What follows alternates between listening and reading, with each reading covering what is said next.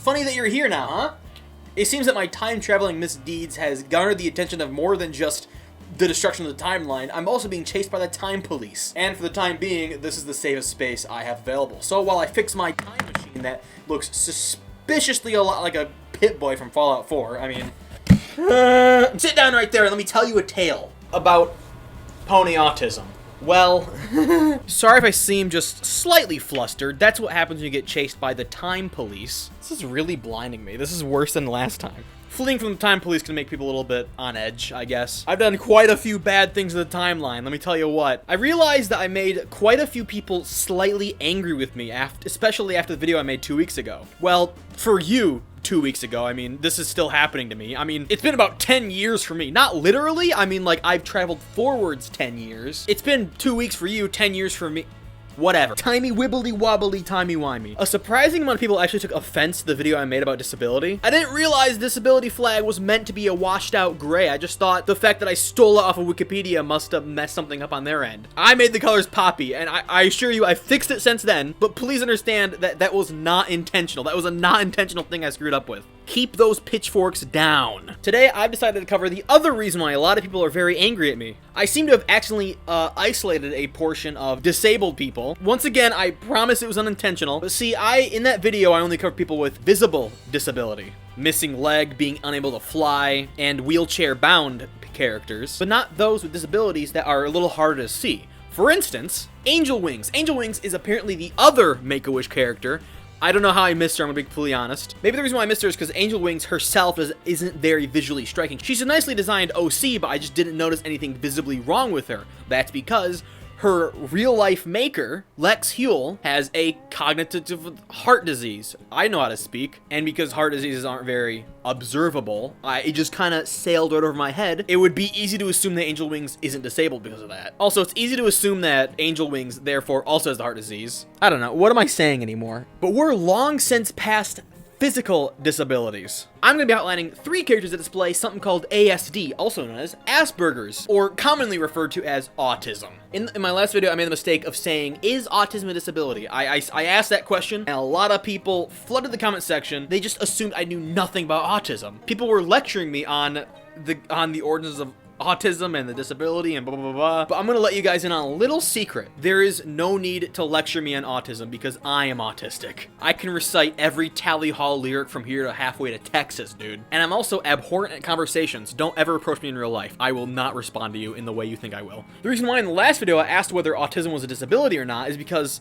I never saw it as a disability. It's just a way of life. I think I'm awesome. Minus the whole, abhorrent at conversations bit. Give me a compliment or an insult, either one, I'll shut down. When I asked if autism was a disability, it was not a personal attack. It was a genuine, honest-to-God question. One thing I do really hate that people say when I reveal that I'm autistic is, everybody always says the exact same thing. They always say, you don't look autistic. I'll show you what looking like autistic looks like. Now finally, let's get onto the characters that I believe show ASD. What am I doing with a screwdriver? I'm gonna poke my eye out with this thing.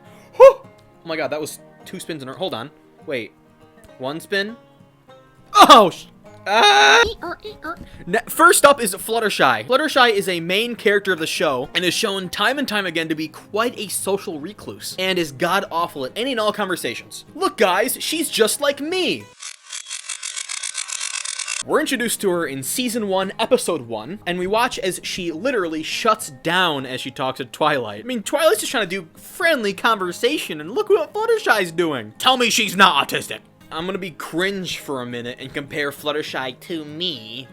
But back in my high school anchorman days, because I used to be an anchorman for my high school, I interviewed the new college counselor. I didn't realize it at the time, but once the morning announcements aired, I realized, and the college counselor complained to my teacher, that I looked borderline bored and disinterested in the conversation while we were doing the interview on the morning announcements. My ability to maintain eye contact, for lack of a better word, is non-existent. And if you're listening to this college counselor, I promise you it was not intentional. That's just the way I talk to people. I just look bored. Fluttershy is a very easy case study on social awkwardness. And that's not something Fluttershy ever recovers on throughout the entire series. Of course, there's episodes of, being more assertive or whatever, but being socially awkward and being autistic isn't something that you can just magically one-up on one day, like most kids' TV shows, I guess. It's a state of being, I presume, and incurable. And that's fine.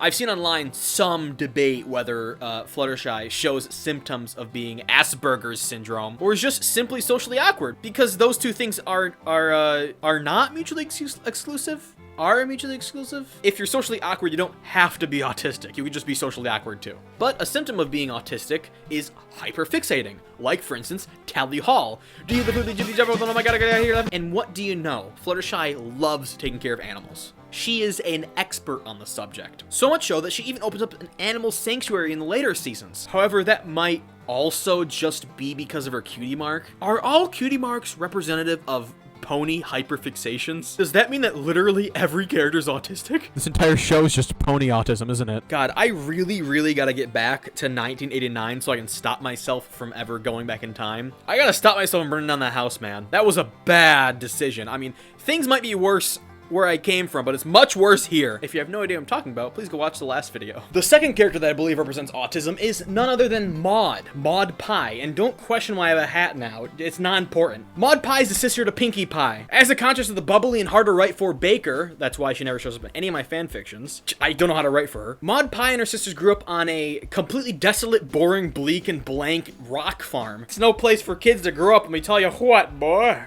Sorry, I feel like I had to play with my hat. Because she was raised on a rock farm, being boring is baked into her DNA. Let me tell you what, Maud brings the boring. Her speech, as a contrast to literally every living creature in Equestria, is very blunt and boring and straight to the point. But her speech is also meticulously well thought out. A lot of fans believe that Maud is the living embodiment of autism. Maud is incredibly well versed in geology, which makes sense as it's her cutie mark. And like I said with Fluttershy, that may or may not mean she's autistic. But watching back any episode she appears in, it's blatantly obvious that she's meant to be like an autism stand-in, am I right? Her speech is straight to the point and very blunt, both of which are usually associated with autism. And I would like to deviate here for a moment. Of both characters I've mentioned so far, they seem like they're on complete opposite ends of the spectrum. Fluttershy is reserved and quiet, while Maud, despite being bad at conversations, isn't.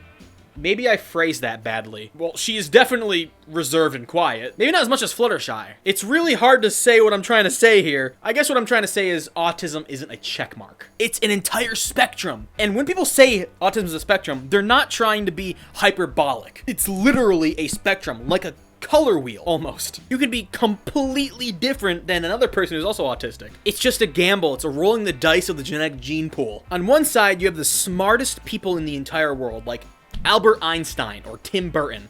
Why did I write Tim Burton?